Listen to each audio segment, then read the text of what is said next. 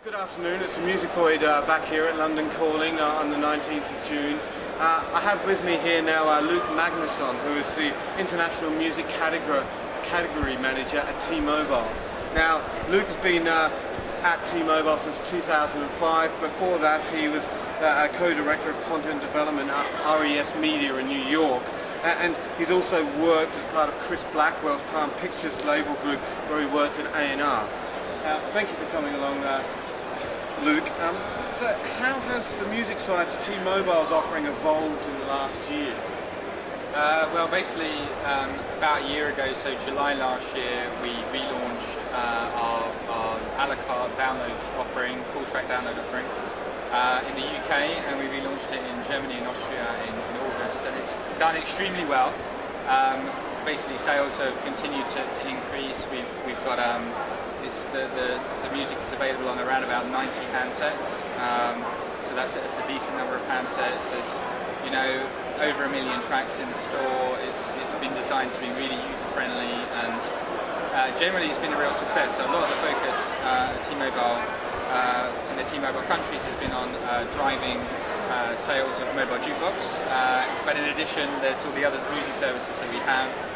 Sponsorship activities. Can you explain the music jukebox, T-Mobile jukebox? Yeah, sure. Yeah. It's a dual download, so converged mobile fixed line service that you receive 2 files, so you can access it via your mobile phone and you'll get a file direct to the phone, or you can access it on the web and you'll get a file direct to your PC. Now you'll always get another file stored in a locker for you, so you can access it whenever you want, and you can re-download music up to 4 times, and it's like a typical web store, but the mobile side has been designed specifically to work on mobile phones.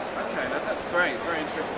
There has been quite a strengthening of the relationship between T-Mobile and Sony Ericsson, and subsequently of the T-Mobile music proposition. Now, what can we expect in terms of this collaboration over the next year?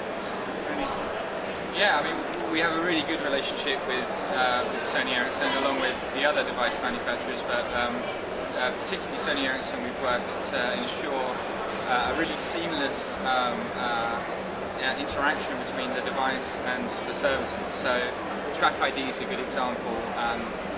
That's the song recognition service that Sony Ericsson pre-installed on the devices, provided by Gracenote, and what we've done is connects the results of that song recognition client to the T-Mobile mobile jukebox store.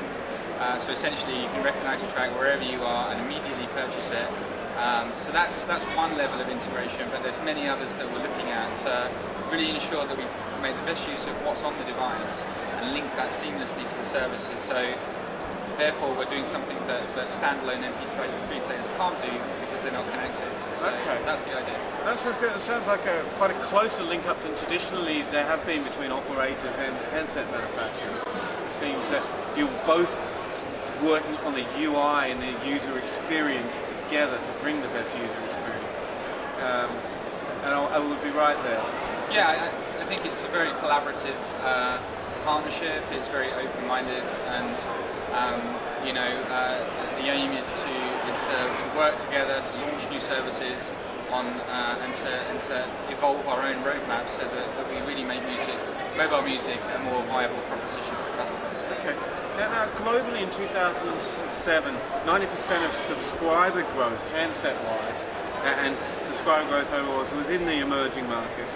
Now, which of these markets, in your mind, are key to T-Mobile and will be the focus of it, possibly from a music perspective in the future?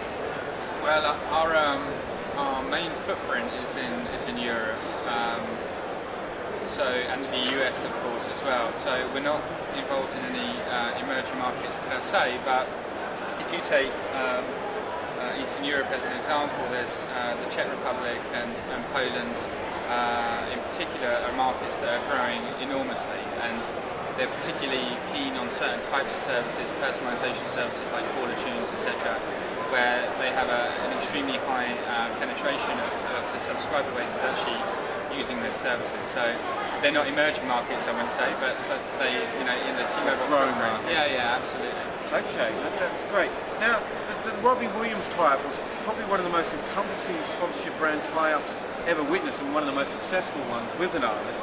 Are there future or further plans to extend this type of deal or brand tie-up with an artist, music artist, in the future? T-Mobile. Yeah, I mean, the Robbie Williams deal was really groundbreaking in a lot of ways and tremendously successful. So I think we're very proud of that. Going forward, I mean, we'll continue talking to labels, and we'll continue looking at brands, our brand platforms or sponsorship platforms, in order to elevate the T-Mobile brand. But also to work more closely with record labels to not only be selling content, but also to be working more closely on festivals and gigs and sponsorship campaigns and stuff like that. So yeah, you can expect to see more in the future. Okay. And T-Mobile ran a string of street gigs focusing on new up and coming artists a while back in the UK. Are there plans to continue this, or this sort of type of activity? Yeah, Street Gigs is another tremendously successful sponsorship platform that has been working very well in the UK and Germany, and there are we're constantly looking at new ways of engaging with customers. Street Gigs is a very just by the name of it, you can tell it's a grassroots platform, and it's about putting up and coming artists in unusual locations and really giving customers something really it's a really memorable event. So yeah, we'll continually look at events like that. Absolutely. The likes of your competitor operators like O2 Orange and Virgin are sponsors of quite a lot of key festivals in the UK. Now, I'm not sure what T-Mobile does out of the UK, that's partly my ignorance, so apologies for that. But does T-Mobile plan to start sponsoring music festivals, or does that have a different take on how it's approaching and branding itself in the music theme? Well, to be honest, I'm not the expert in the area of sponsorship and brand. My area is more around category and proposition, so I can't speak on behalf of what's definitely going to happen. But I think that we're always looking at new opportunities to engage with customers and to showcase music in an interesting light. And so I don't think there's any definite plans for festivals, but I don't see why not. Why the brand department wouldn't look at that. So. Okay, no problem. That's good. Now, can you provide me with any sort of plans of what we can expect in terms of music and services from T-Mobile over the coming year, the year coming up? Is there any details of anything you can let us in on, or just tell us broadly about where you're looking to be in a year's time in terms of your music services and offerings? I mean, a la carte's done extremely well, and I think we're selling a lot of music, on the go now. Like people are finding the service really easy to use and compelling and reasonably priced, and so we're seeing great take up in that. But we're looking more closely at flat rate models, what customers are really interested in purchasing, and what types of services they really want to use. We're engaged in an awful lot of research, very, very detailed empathic research, where we spend weeks with individual people and really try to get into what it is they're looking to do now and in the future with music. So that's one of many kind of research programs that we have running around music, and the idea really is to come up with compelling propositions, fairly priced, that meet customer needs. And at the moment, we're seeing customer needs as being primarily around paying a fair price for a bundle of content that's DRM free. Hopefully, that's another area that we're looking towards. And really tied very closely to the device. So, that's one area we're looking at, but there are plenty others as well. Okay, that's great. And what about subscription? Because obviously the summer, looking at subscription as far as a model for selling music, whether that be the music station, Nokia's got its own one, Vodafone's doing it via music station. I don't think O2 is, but there's. What are T-Mobile's or your views personally on subscription? Do you see it as via mobile?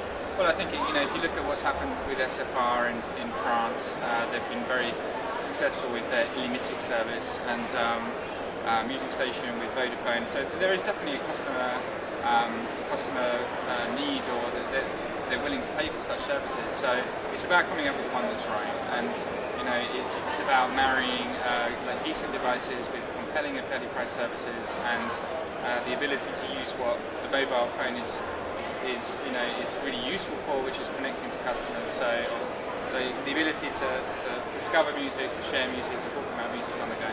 And ad funded, like so to give away music for free, is it? Yeah. Have you done trials with ad funded at T-Mobile? Music? We did a trial with Rhythm Media and EMI for ad funded video, and that was very successful. So it's another area we're looking at, but it's not. I wouldn't say it's immediately on our radar, but it's something that we're sort of scoping out and seeing if it makes sense for us to engage in.